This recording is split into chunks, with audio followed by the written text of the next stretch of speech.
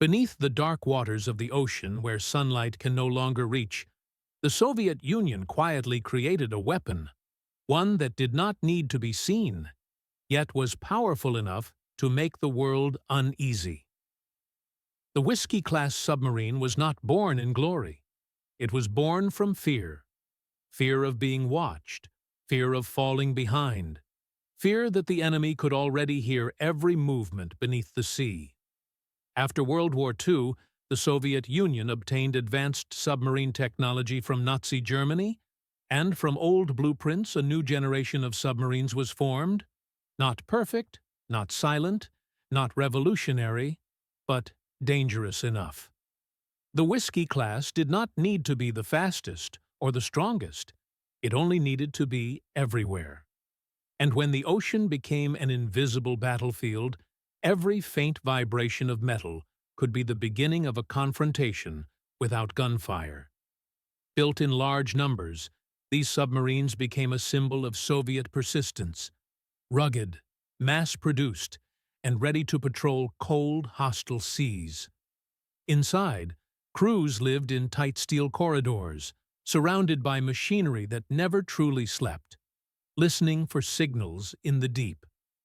Their mission was simple: slip through shadows, gather information, and remind the West that the Soviet fleet could appear without warning. In an era when sonar turned sound into a weapon, even a noisy submarine had value if it forced the enemy to chase it. Every patrol carried tension, because one mistake, one detection, one collision, one wrong turn could ignite an international crisis.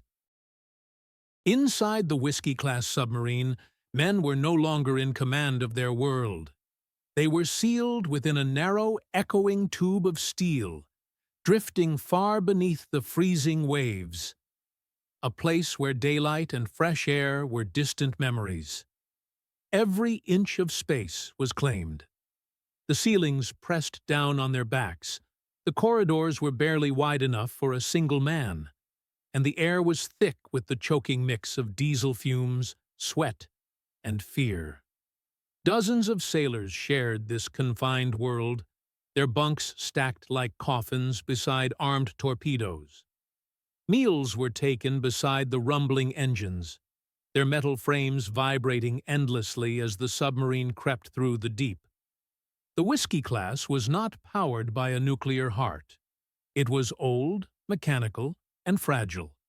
Its batteries had to be recharged by surfacing, and every time it broke through the ocean's skin, it risked everything.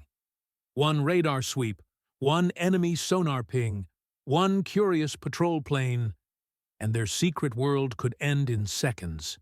But down here, the danger wasn't only the enemy above. It was the silence, the exhaustion, the pressure of isolation. Days turned to weeks, and the boundary between courage and madness began to blur. Every creak of metal sounded like a warning. Every shadow could mean disaster. Life aboard a Whiskey-class submarine was not just service. It was survival. A constant fight against the ocean, the enemy, and the human mind itself. Beneath thousands of tons of crushing water, bravery was not loud. It was silent, the steady breath of men who refused to break. There were no gunshots, no declarations of war, only Whiskey-class submarines slipping through black water, silently approaching enemy coastlines like moving shadows, hunting not with noise, but with patience. They didn't come to fight in the open. They came to listen, to observe, to wait, because beneath the surface everything happened in a near-total hush, where a single careless sound could give away a crew's last breath. Sailors learned to listen to silence itself through hydrophones and vibrating steel. A strange click inside the hull, a faint tremor from distant propellers, an unexpected signal that appeared for 1 second and vanished again. Any of it could mean a patrol ship nearby, a destroyer turning toward them, or an anti-submarine net waiting ahead like a trap. The Whiskey class was not the perfect hunter. It creaked, it rumbled, it demanded constant attention just to keep its diesel engines, batteries, and air systems alive in the crushing dark. But perfection wasn't the mission. Its real strength was presence, the idea that it could be anywhere, at any time, forcing the enemy to scan every horizon and doubt every calm sea. In the Cold War, fear was a weapon, and making your opponent lose sleep was already a victory. Warfare without explosions, yet with consequences just as deadly. In 1981, on a quiet night near the coast of Sweden, a Soviet Whiskey-class submarine ran aground. There was no darkness to hide it, no ocean to protect it, only a massive steel hull, exposed inside enemy territory. Europe held its breath. Was it a simple navigational mistake? Or a secret infiltration revealed at the worst possible moment? For days, the submarine remained there, helpless and impossible to ignore, watched, questioned, and examined by the entire world. Swedish forces surrounded it as cameras recorded every detail and tension grew behind closed diplomatic doors. No shots were fired. No war was declared. But the damage was real. In the Cold War, embarrassment could strike harder than weapons.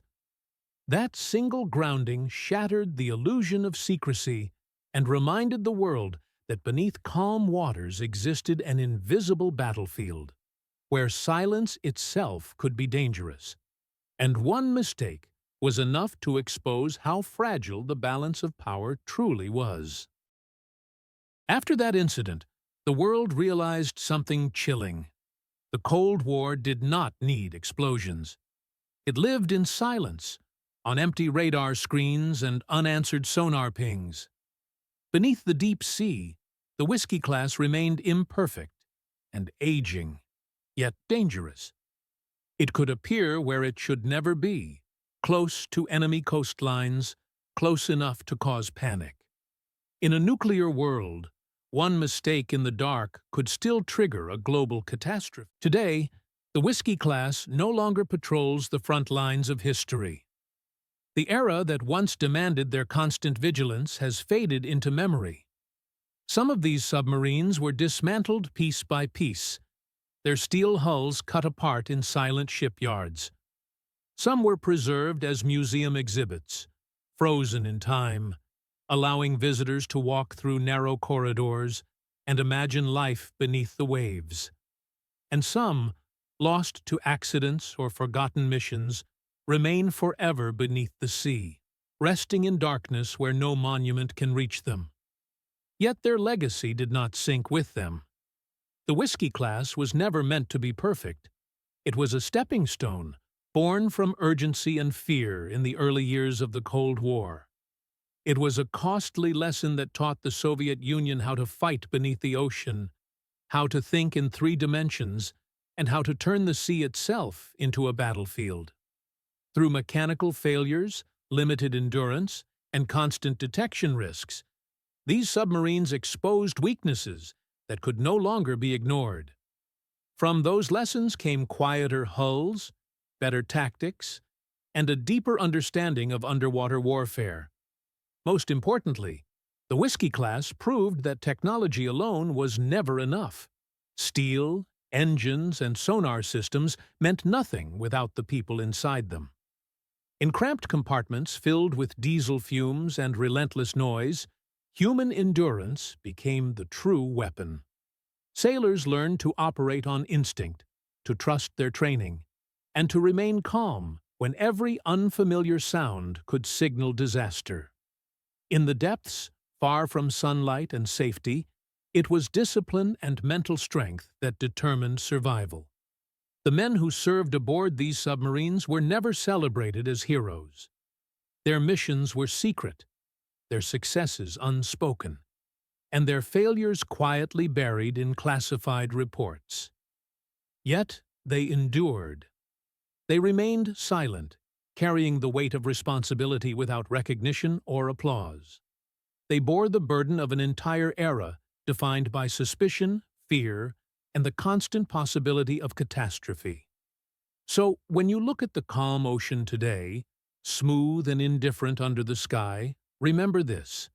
Once, there were submarines like the Whiskey class hiding in the darkness below. They existed not for glory, but to hold the line in silence, to ensure that